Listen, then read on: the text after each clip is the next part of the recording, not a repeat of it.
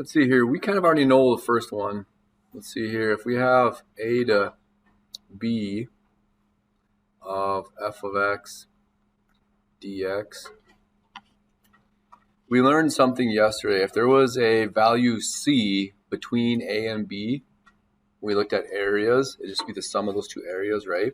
We could write this as the sum, or not the sum, the antiderivative, a to c f of x dx plus c to b f of x dx. And remember, it goes a, c, b. So real world, I shouldn't say real world problem, but if I had like 1 to 4 f of x dx, I can break this up as antiderivative 1 to, say, I don't know, 2 f of x dx plus 2 to 4, right? Those would be equivalent because it stands for area under the curve. It's just the sum of the partial areas, right? Now, something you guys kind of experienced yesterday or the other day, I think it was maybe yesterday.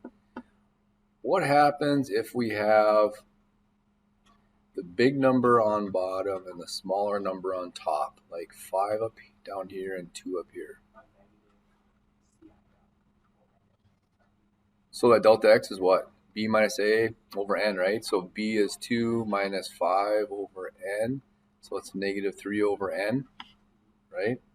And so that means we'd have a negative width, right? So your area above the x-axis would be negative. It's because you're walking backwards basically on the x-axis, starting at 5, walking backwards to 2, kind of like a directed line segment, like a vector. It's a negative direction, so a negative width with a positive height. That'll be a negative area on top. And then we'll be on the bottom underneath the x-axis, going backwards, and negative times negative, which would be positive area in the underneath the x-axis if you're walking backwards. So to alleviate that confusion, we can swap the bounds actually.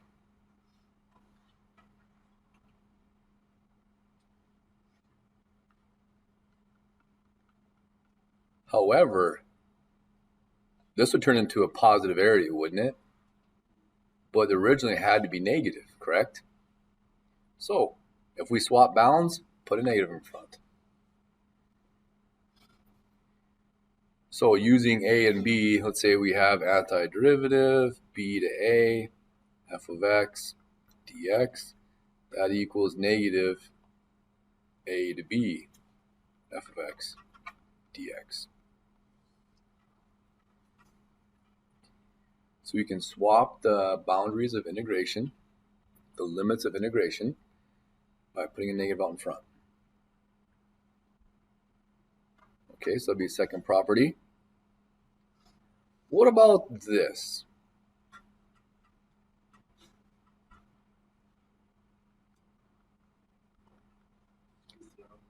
Why 0?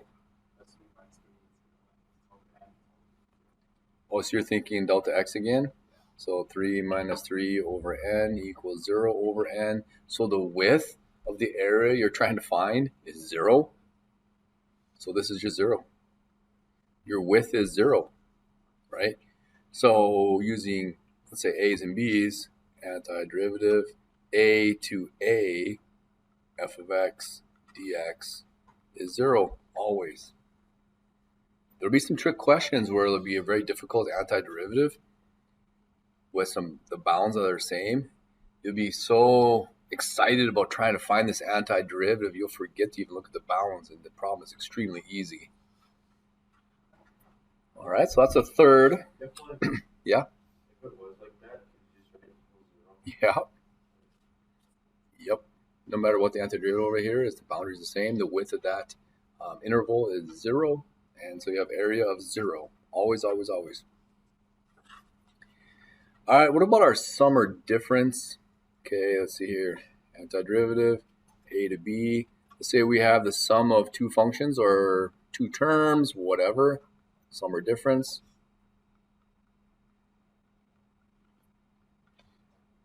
Well, The antiderivative of a sum or difference is the sum or difference of the antiderivatives. Integral a to b f of x dx plus or minus antiderivative a to b g of x dx.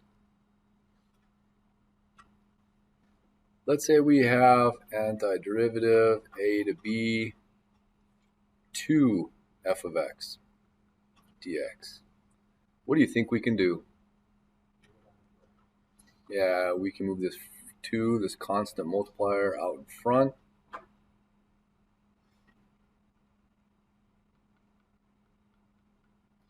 So if we're using just a's and b's and some value k, if we have a to b k f of x dx, that's the same thing as k. And we're not using c here for some reason, probably because we used c before up here. A to b f of x dx. All right, there's our properties of antiderivatives. So what we're going to do is we're going to give you guys probably some graphs, and then we'll say find the area from like 5 to -3 f of x dx. You'll have to know to switch the bounds, make it negative, find the area, and take the negative times that. You'll have to be able to break these up if I give you some values, and you got some. You'll have a lot of practice problems to work on this. All right, let's work with some absolute value problems.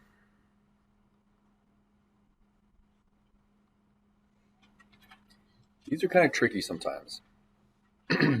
Let's say we have f of x being this graph right here. I'll make it some cubic function like this.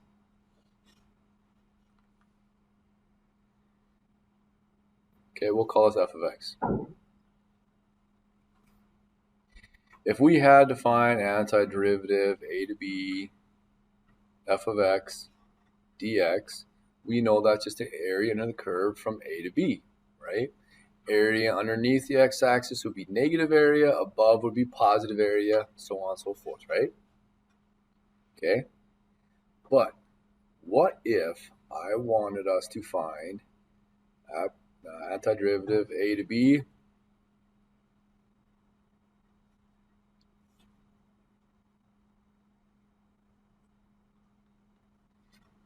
that? First thing you need to really do is think about how the graph would look. Okay, this is the absolute value of f of x. If this is f of x, what would absolute value do to f of x? Remember, f of x stands for the heights, right? How would this graph look now? It would make what? What do you mean everything? Oh, so this needs to be reflected up, right? So it's all positive? Okay, so let's kind of do that. This is negative, right? And this is positive, so those stay, right? But this has to go like this. And then this has to go like this. So we take the absolute value of the heights, means all the heights are positive, means take everything that is below the x-axis and reflect it about the x-axis. And so that's what the graph will look like now. All of your heights are positive. What do you know about this area, this answer? It better be positive, right? Okay, so a to b, wherever I put a and b, your answer is going to be positive, okay? So to do these problems, you have to first think about how the graph would change and then find the area from a to b, okay? Questions on that? How was that different than this right here? How are these two different?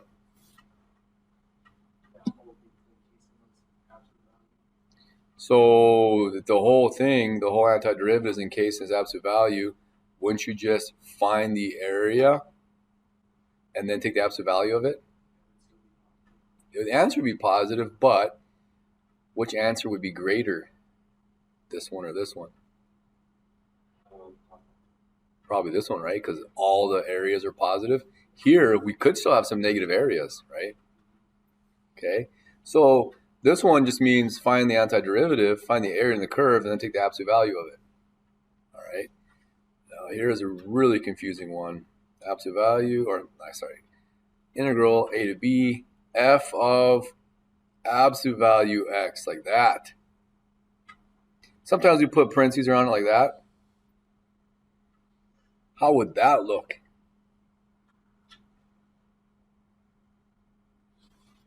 As compared to the first graph. Well, if x is positive, would the graph change on for positive x values? It'd still look like this, I think, right? Okay, so it'll look like this. What if x was negative? Then x would turn positive then? So if I had f of, say, let's say this right here is positive 2. If I had f of negative 2, f of absolute value negative 2, that'd be the same thing as f of 2, wouldn't it? So it means right here. Reflect what? Reflect the positive x values about the y-axis? You bet. So you wouldn't even use this part of the graph then, would you? So again, we have to think about redrawing the graph first before we take the absolute, or take the antiderivative, which means find the area in the curve. Kind of crazy, isn't it? This one? Yeah. You bet. This is just find the area of this guy and then take the absolute value in your answer. Okay? Exactly, because we work inside out, don't we? Work inside out. This is the inside stuff. Get your answer, then take the absolute value of that answer. Here, work inside out, right? You got to go inside here. Think about the graph being redrawn, and then take the absolute. Then find your area. Go in here, figure out the graph again, and then find the area. Okay? Well, now, this is not absolute value, but what about this? A to B, f of negative x. What do you mean reverse? Making x absolute value, so you take the left side and put it over take the negative side and put it over the y-axis. What if x was positive? If x is 1, That would be negative. Oh, so just flip-flop everything, right? the entire thing reflects about the y-axis, doesn't it? Okay, so then we'd have to have, oh man, how would this look? Would it look like that? If we reflect it, if you had a piece of paper, you can flip it over and then retrace it, right? So that's how the graph would look. Again, this is a y-axis reflection if we're thinking about a transformation in graphs, right? Okay. And now you can find the area from A to B, wherever A and B are. Well, speaking of transformations, let's stay on this idea. What if I asked about antiderivative A to B, f of x plus c, where c is a constant, dx? What does this plus c do to the graph of f of x, which is right here? So this is a vertical transformation. Plus c means shift up c units. So basically we're taking that graph and shifting it up a couple units, right? Is that using our properties, we can split this up.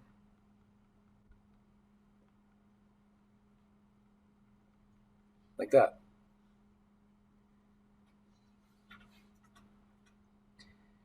I'm going to redo this, adding the rectangle thing on, because it's going to be easier to see right here.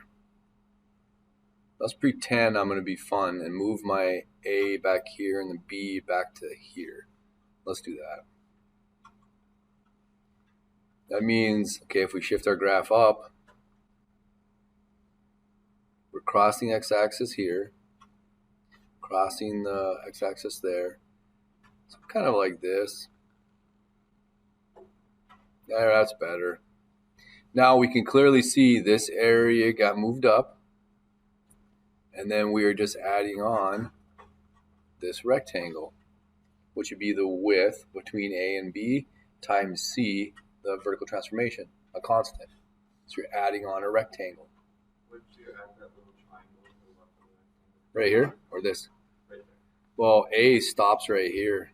Oh. So a vertical transformation, we can use our properties and split it up, and we have to know that we're just adding on a rectangle. And finally, last one. Let's look at I don't know what this is called. You guys got to help me out here.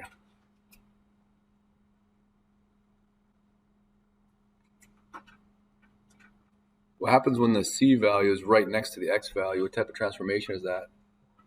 It's a horizontal shift, right? Because we're right next to the X value. Okay. What would that do to the graph then?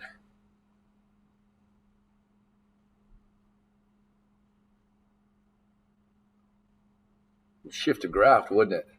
To the right or to the left? Well, it's positive right now, let's say. It moves it to the right?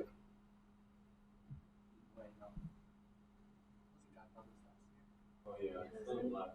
It's to the left, right?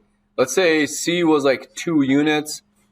If C was 2 units, if you plug in 0, when X is 0, it'd be the same thing when F was 2, or F of X, or you're taking F of 2. So let's say 2 is over here.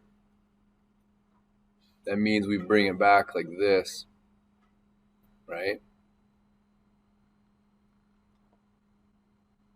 It shifted back 2 units. Okay, it shift the graph back 2 units. That'd be like if like A was here, B was here, A is here, B is here. What else could we do to figure out this area? Instead of thinking about it as shifting the graph back 2 units, what could we do? Shifting A and B. How? So you can use you can move the A and B units, C units to the right. Does that make sense? Is it to the right or to the left? To the right. Because like if A is here and B is here, how would it look? It'd be like we have to get that part of the graph, right? We'd have to move it over. So it'd be plus C, plus C. So these two things are the same when you have a horizontal shift. This is how I like to look at it. What I do is take that horizontal transformation and I move it to my bounds, because that's what you're doing when you have a horizontal transformation. So would that change the change in X? So your change in X would be B plus C minus A plus C over N, right? That'd still be the same change because you have C minus C. Does that make sense?